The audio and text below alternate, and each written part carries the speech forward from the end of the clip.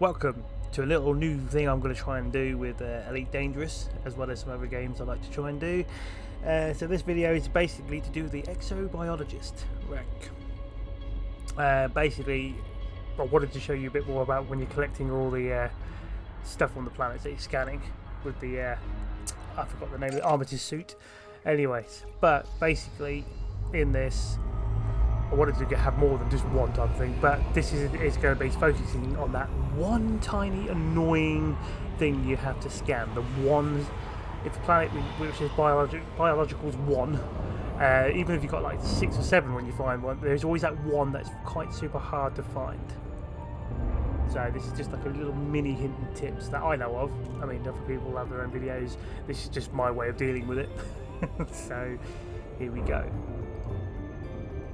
So this is for anybody really, new, old, probably people know this, you might just find something, oh yeah, I didn't think about that, or whatever.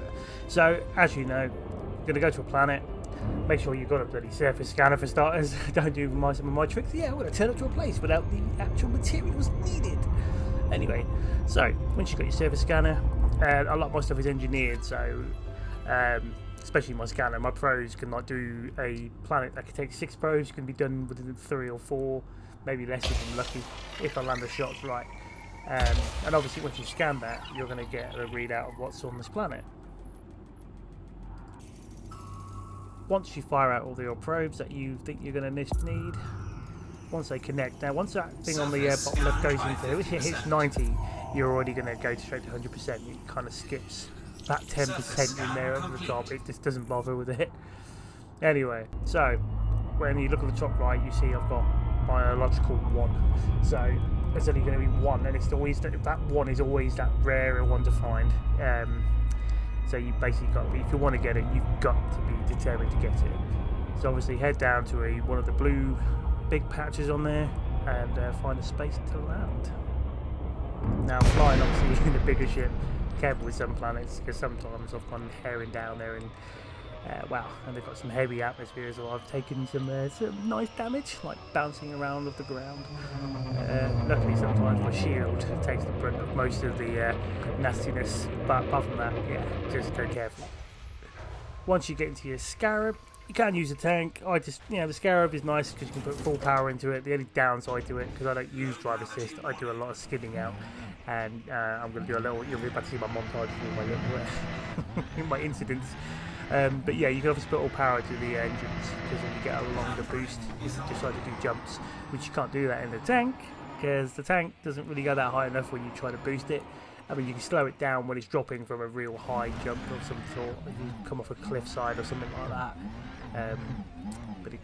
Obviously a tank, heavy, falls hard.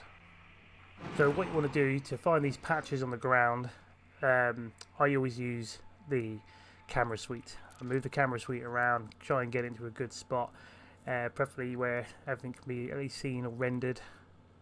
Sometimes it pops up. I did change a few settings in this during this recording and stuff while I was playing along and then trying to get it right. So once you've got a position you like, start driving. Try to remember to put the stabilizer on, as that helps with the camera, stops it from rocking all over the place, because there's nothing more annoying than that. And as you drive along, sometimes you'll see popping ins like that. It all depends what your settings are set at, I guess, how big your computer is. When you come across it, you'll see things just about like that in the corner. You'll just see where I'm about to turn into it now, and that's the patches you kind of look for. You might have to zoom in sometimes because it could just look like a general patch, but when you get to it, you'll notice. You'll know. You can tell.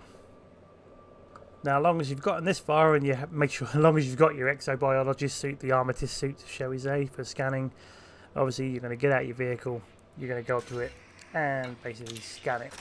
And obviously this is my first scan, so, and obviously then I'll go and get 2 more. Now, if you find the easiest stuff and they're in patches, you'll know obviously you've got to be in a very big distance. So doing this one, they are at big distances because they're so really rare to find. They're not in like all like clustered together.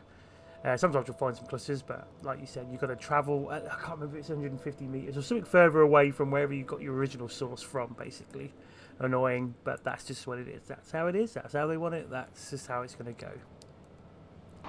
As you can see, I'm now showing off my absolutely great skill of driving Scarab. Yeah, little rough on the landing on that one, and well, this one. I mean, look at that. That is parking at its best. That is how you park a vehicle. And look, it fell right. See? And then this one. Well, this one was just a case of like, I'm just like, yeah. I wasn't concentrating when I did this bit, to be fair. Yeah, yeah. Ow. Yeah. Absolutely wrecked the machine there. Anyway, so as you can see, just behind me up those hills, there's another bunch of patches. I only just about spotted it. So there we go. So this is a way of finding a patch there. That's why I use this camera mode like this. It's easier to detect what you're looking for, to find. It's easy to just to see it. If you're lucky, you have to be next to your screen sometimes. So yes, I get my second scan of this annoying rare finds or harder to find items. And well. Now, however, there is another video that somehow went missing, or I didn't hit the record buffer on it when I find the actual spot for the third and final part. So you go on to my final drive, as you can tell. A few more spins out. Eventually, I missed the video where I actually came across this patch. For some reason, I didn't hit the record buffer like a moron that I am. So I do apologise for that bit. So yes. Once you got all your free scans, there you go, sample will be collected, put into the pocket, put away to his empties, and then you can go and grab more if there's there's more things to collect. So once you got those harder stuff, once you've got even more stuff, you call in your ship to come and pick you up. I'm showing off just using the camera suite, using little clips I was recording while I was doing this. That's one thing I do like about the Elite Dangerous is the camera suite. You can get some pretty good stuff for recording. And then basically you're going to head back to either a planetary settlement, home place that you can park your ship at, or a space station where I go in this video. And basically you want to get in there. Now you can sell your universal cartography stuff when you're out there, because if you've gone to a planet that you've not even explored, that stuff would have been scanned when you probed it, as well as got near it. And once you get into the station, then you're going to want to disembark, and then you're going to be getting off your ship, and then you'll run all the way so far away. If you're in a big ship, if you're a smaller ship, which would probably be better.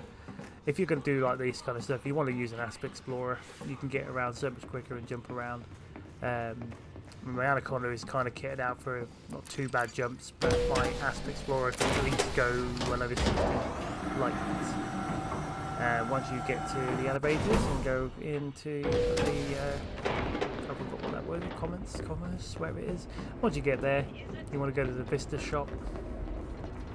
Genomics, if I get that right. Once you do that, go to the clerk. And then what you're going to do is obviously sell your stuff. A fellow inquisitive mind, I see. Once you sell that, now sometimes if you're lucky, it might tell you you're the first to log it, because no one else has actually done it. And then you'll discover, if you look at the system maps and stuff, you'll see that on that place, on that planet, there's a symbol for biological stuff. And as long as you scan it, your name will be in that box. But if not, you're still going to get the money and you still get your rank up. So pretty much that. Simple little process.